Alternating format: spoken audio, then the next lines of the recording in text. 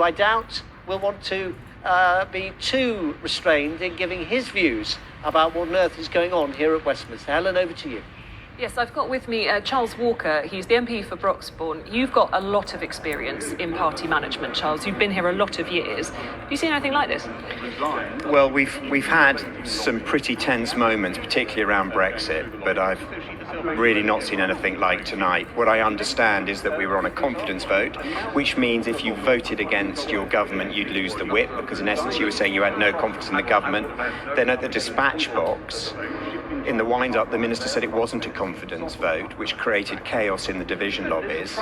There was then a sort of 20-minute delay between the vote happening and the result being announced, which, by the way, wasn't even close. The government won it by nearly 100 votes. But I just think the whole thing is extraordinary, and somewhere in between this, the vote being called and the result being announced, the chief whip resigned. And have we got that confirmed? Because we've heard these rumours. Well, I haven't had it confirmed, but it now seems, well, the rumours seem to be growing. They haven't been dismissed by government. What would that do to the Whip's office's authority, that they have been telling Conservative MPs, in effect today, if you vote against this, you will be voting to bring down the government and you'll lose your membership of the parliamentary party for now? What does it do? To be perfectly honest, this whole affair is inexcusable. It is a pitiful reflection on the Conservative Parliamentary Party at every level. And it reflects really badly, obviously, on the government of the day.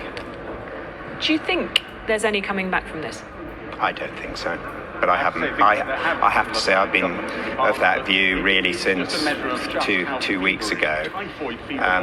This is an absolute disgrace. As a Tory MP of 17 years, who's never been a minister, who's got on with it loyally most of the time, I think it's a shambles and a disgrace. I think it is utterly appalling. So you seem quietly... I'm livid. And, I really shouldn't say this, but I hope all those people that put Liz Truss in number 10, I hope it was worth it. I hope it was worth it for the ministerial red box. I hope it was worth it to sit round the cabinet table, because the damage they have done to our party is extraordinary. I'm sorry, it's very difficult to convey. You look just furious about this. I am. I've had enough. I've had enough of talentless people putting their tick in the right box, not because it's in the national interest, but because it's in their own personal interest to achieve ministerial position. And I know I speak for hundreds of backbenchers who right now are worrying for their constituents all the time, but now worrying about their own personal circumstances, because there is nothing as an ex-MP. And a lot of my colleagues are wondering, as many of their constituents are wondering, how they're going to pay their mortgages if this all comes to an end soon. What do you do next? How do you move on from this? Well, I'm leaving Parliament at the next general election, and I'm leaving voluntarily. But unless we get our act together and behave like grown-ups, I'm afraid many hundreds of my colleagues, perhaps 200, will be leaving at the behest of their electorate. So that's really pretty much all I've got to say.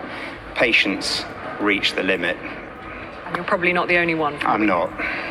Thank you so much for talking to us. That was Charles Walker, and you can see how cross people are, how angry they are about what's happened.